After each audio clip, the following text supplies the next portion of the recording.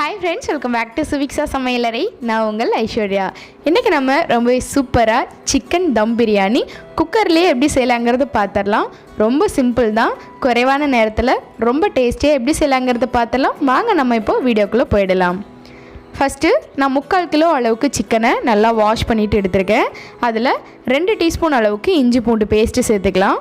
அடுத்ததாக 1 டீஸ்பூன் அளவுக்கு மிளகாய் தூள் சேர்த்துக்கலாம். நீங்கள் உங்கள் காரத்துக்கு தேவையான அளவு சேர்த்துக்கோங்க. 1/2 டீஸ்பூன் அளவுக்கு ஜீரகத்தூள் சேர்த்துக்கலாம். 1 டீஸ்பூன் அளவுக்கு கரம் மசாலா, 1/4 டீஸ்பூன் அளவுக்கு மஞ்சள் தூள். அடுத்ததாக 50 ml அளவுக்கு எண்ணெய் சேர்த்துடலாம். நீங்கள் குக்கிங்க்கு எந்த ஆயில் யூஸ் பண்ணுறீங்களோ அது சேர்த்துக்கலாம். அடுத்ததாக 1 டீஸ்பூன் அளவுக்கு நெய் சேர்த்துக்கலாம்.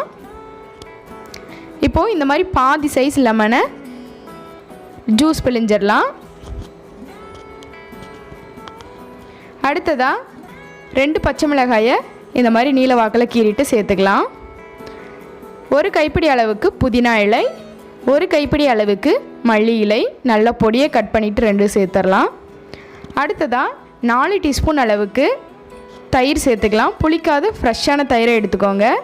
நம்ம ஏற்கனவே லெமன் ஜூஸ் சேர்த்துருக்கிறதுனால புளிச்ச தயிர் சேர்க்க தேவையில்லை.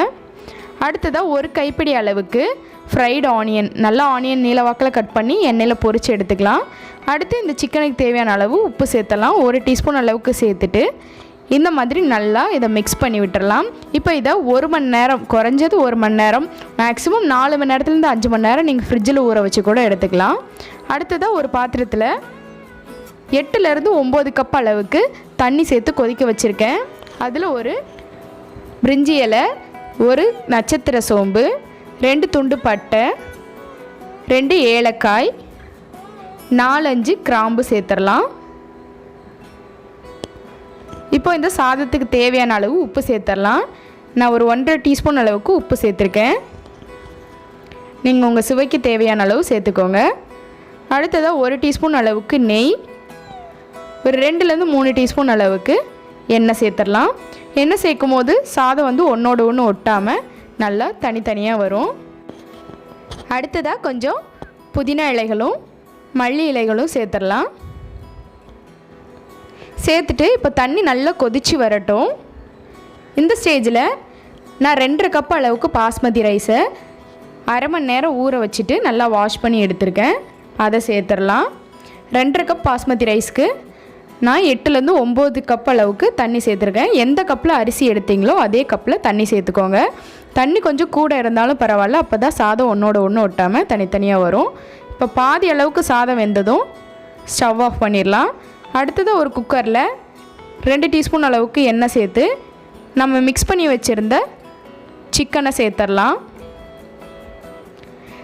சிக்கன் வந்து இதில் ஒரு 5 நிமிஷம் வரைக்கும் நல்லா வதங்கி வரட்டும். இந்த மாதிரி நல்லா சிக்கன் ஒரு 50% வெந்து வந்துருச்சு. இந்த ஸ்டேஜில் நம்ம ஒரு 4-5 சிக்கன் பீசஸ் வந்து தனியாக எடுத்துடலாம். ஏன்னா நம்ம லேயரில் போடும்போது கொஞ்சம் இடையில சிக்கன் வச்சோம் அப்படின்னா டேஸ்ட் நல்லாயிருக்கும். இப்போ இந்த சிக்கனுக்கு மேலே நம்ம 50% வேக வச்ச ரைஸை சேர்த்துடலாம். அந்த ரைஸுக்கு மேலே கொஞ்சமாக ஃப்ரைட் ஆனியன், கூடவே கொஞ்சம் புதினா இலைகள், கொஞ்சம் மல்லி இலைகள் எல்லாத்தையும் சேர்த்துடலாம்.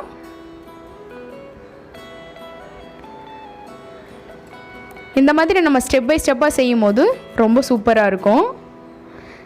இப்போ இதில் நம்ம கொஞ்சமாக எடுத்து வச்ச சிக்கனை ஒரு பீசஸாக நல்லா எல்லா பக்கமும் வச்சிடலாம். அடுத்ததாக செகண்ட் லேயருக்கு ரைஸ் வந்து நம்ம சேர்த்துடலாம். இந்த பாஸ்மதி ரைஸ் வந்து நல்லா ஒரு 5 மினிட்ஸ் நம்ம வேக வச்சுமே போதும்.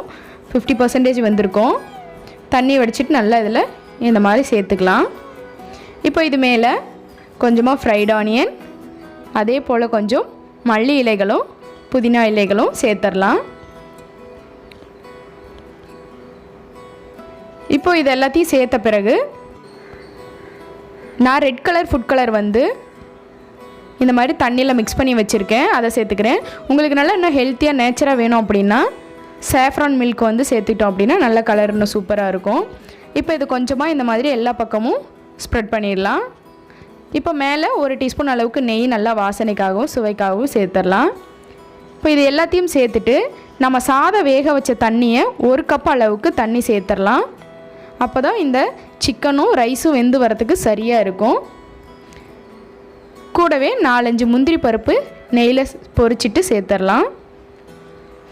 இப்போ குக்கரை நல்லா க்ளோஸ் பண்ணிவிட்டு விசில் போட்டுட்டு தோசை தவா சூடு பண்ணி அது மேலே நம்ம இந்த குக்கரை எடுத்து வச்சிடலாம். ஸ்டவ்வை லோ ஃப்ளேமில் வச்சு 30 நிமிஷம் 20லேருந்து 30 நிமிஷம் வரைக்கும் வச்சிங்கன்னா ரைஸ் வந்து ரொம்பவே சூப்பராக வெந்து வந்துடும். ஒரு 10 நிமிஷம் ரெஸ்ட்டில் விட்டுட்டு இப்போ நம்ம ஓப்பன் பண்ணி பார்த்துடலாம். ரொம்பவே அருமையாக நம்ம தம் பிரியாணி ரெடி ஆகிடுச்சு. இன்னும் கீழே நம்ம இந்த சிக்கன் பீசஸும் அந்த கிரேவியோடவும் சேர்ந்து ரொம்ப சூப்பராக இருக்கும் ரைஸு.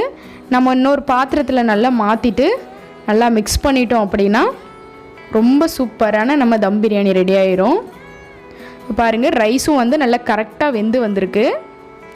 அதே மாதிரி சிக்கன் பீசஸும் வந்து கரெக்டான ஸ்டேஜில் நல்லா வெந்து வந்திருக்கு. பாருங்கள், கீழெல்லாம் நல்லா ஜூஸியாக இருக்குது. ஸோ இது வேற ஒரு பாத்திரத்துக்கு மாற்றி நல்லா மிக்ஸ் பண்ணிடலாம். ரொம்பவே அருமையான தம் பிரியாணி ரெடி ஆகிடுச்சு. கண்டிப்பாக நீங்களும் ட்ரை பண்ணி பாருங்கள். இந்த வீடியோ உங்களுக்கு பிடிச்சிருந்துச்சுன்னா லைக் பண்ணுங்கள், ஷேர் பண்ணுங்கள், கமெண்ட் பண்ணுங்கள். நம்ம சேனலை நீங்கள் இன்னும் சப்ஸ்கிரைப் பண்ணலைன்னா சப்ஸ்கிரைப் பண்ணிக்கோங்க. அடுத்ததாக ஒரு சூப்பரான வீடியோவோட மீட் பண்ணலாம். Thank you so much for your வாட்சிங்.